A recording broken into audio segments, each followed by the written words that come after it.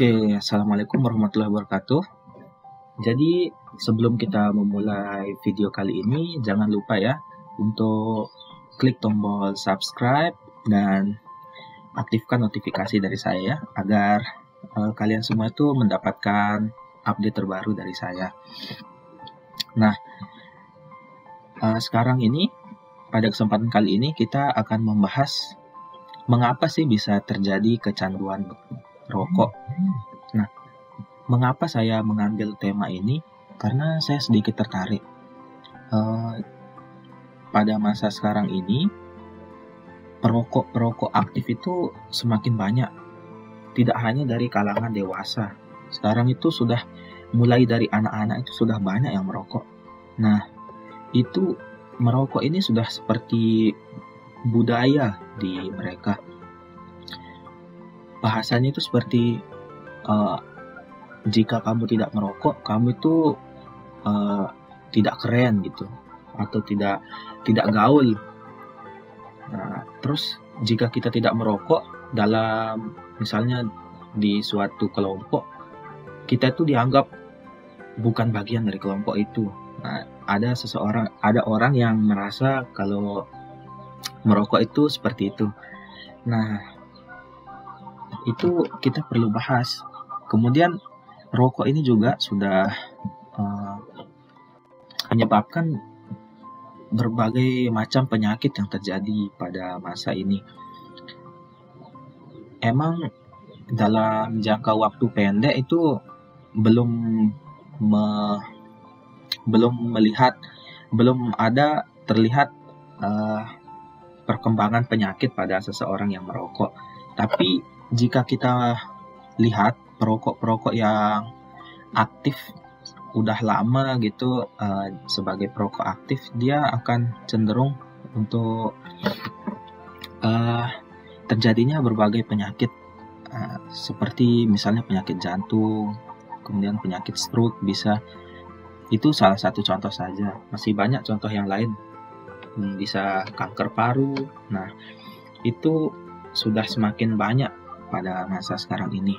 Nah, jadi sekarang kita bahas bagaimana sih rokok itu bisa membuat seseorang kecanduan. Ini kita bahas dari dasarnya dulu. Nah, pertama di sini ada salah satu zat yang berbahaya dari rokok, yaitu nikotin. Nikotin itu akan terhirup bersama dengan asap rokok yang dihirup seseorang. Nah, dia akan masuk melalui mulut, faring, laring, trakea, bronkus, bronkiolus, dan terakhir sampai ke alveolus. Alveolus ini tempat pertukaran gas.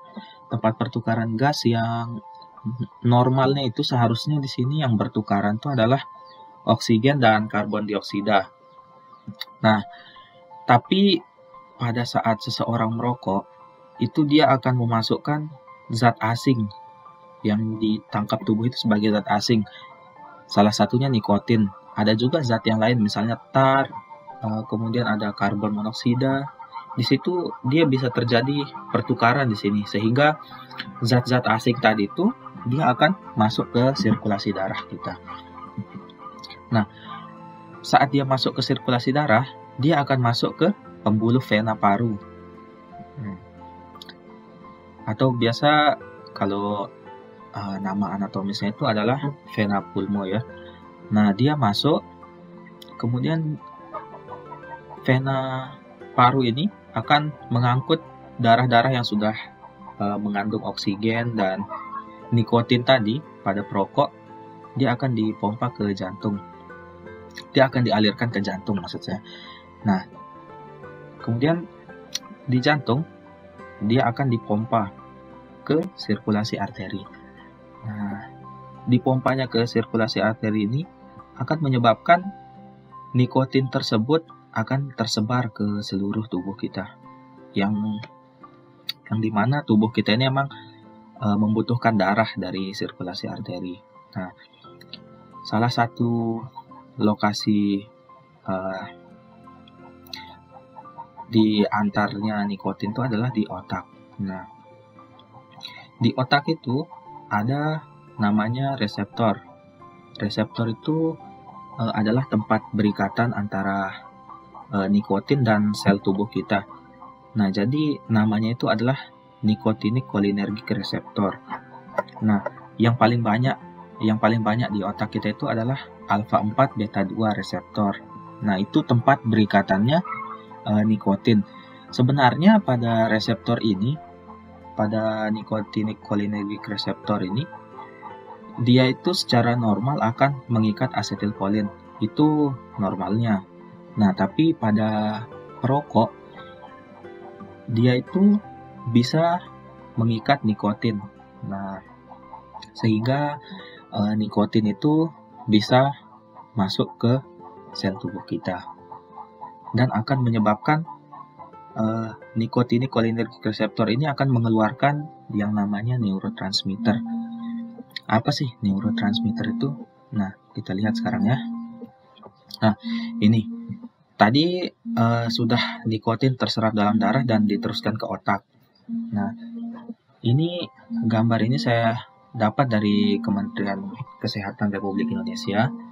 Jadi di sini ada siklus adiksi nikotin. Nah, tadi kita sudah bahas nikotin hingga sampai ke reseptornya di otak, yaitu reseptor alfa 4 beta 2. Nah, terikatnya nikotin ke reseptor alfa 4 beta 2 ini akan menyebabkan adanya pelepasan dopamin.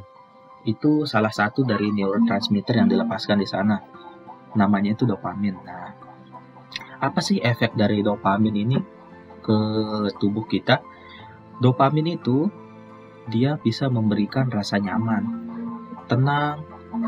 Nah, itu sehingga kita tahu jika kita bertanya kepada teman-teman kita misalnya yang perokok, dia akan bilang, kalau saya merokok saya merasa lebih nyaman, lebih tenang. Nah, ini dia.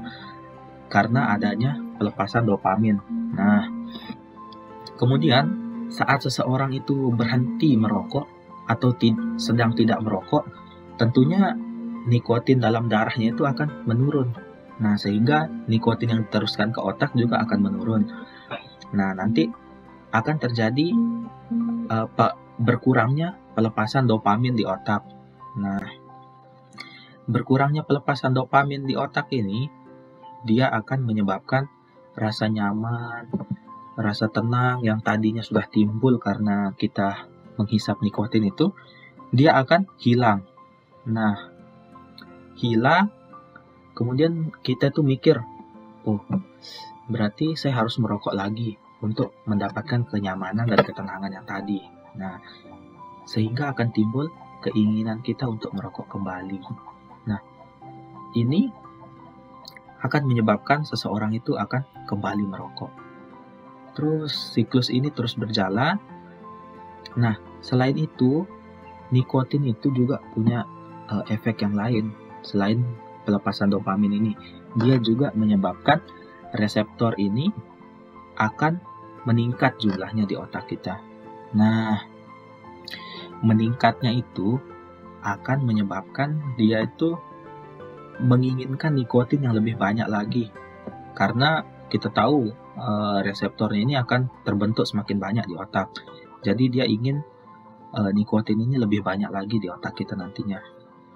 Selain itu, dia juga menyebabkan nikotin itu juga menyebabkan reseptor ini lebih peka. Nah, lebih peka sehingga dia akan lebih cepat dalam menangkap nikotin dan melepaskan dopamin itu lebih cepat dia. Mungkin waktunya itu kurang dari 1 menit. Soalnya kita tahu kalau dari paru-paru itu akan langsung masuk ke siklus peredaran darah. Jadinya sangat cepat nikotin itu akan masuk sampai ke otak kita.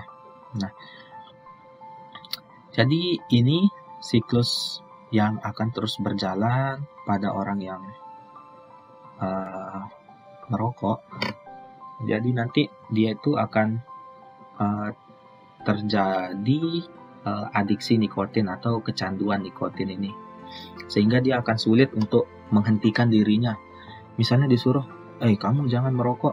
Nah, dia akan menahan dirinya untuk tidak merokok, tapi nanti dia itu akan merasa tidak nyaman, tidak tenang, stres, mudah marah. Kadang-kadang dia mudah marah, terus bisa sulit tidur pada malam hari, atau kita sebut insomnia. Nah, itu karena adanya withdrawal syndrome namanya, withdrawal syndrome. Nah, itu salah satu efek samping kalau kita itu sudah kecanduan yang namanya rokok ini. Nah, baik, mungkin hanya sekian. Jika ada yang belum jelas, bisa ditanyakan di kolom komentar nanti ya.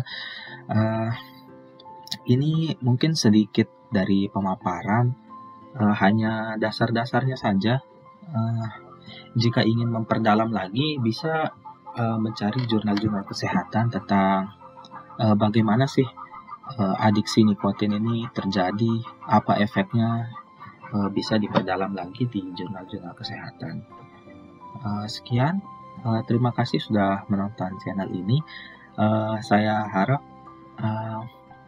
informasi ini bisa Anda share sehingga lebih banyak orang yang tahu ilmu-ilmu yang Anda dapatkan kali ini. Sekian, terima kasih. Wassalamualaikum warahmatullahi wabarakatuh. Terima kasih sudah menonton video aku. Support aku terus ya dengan subscribe channel ini.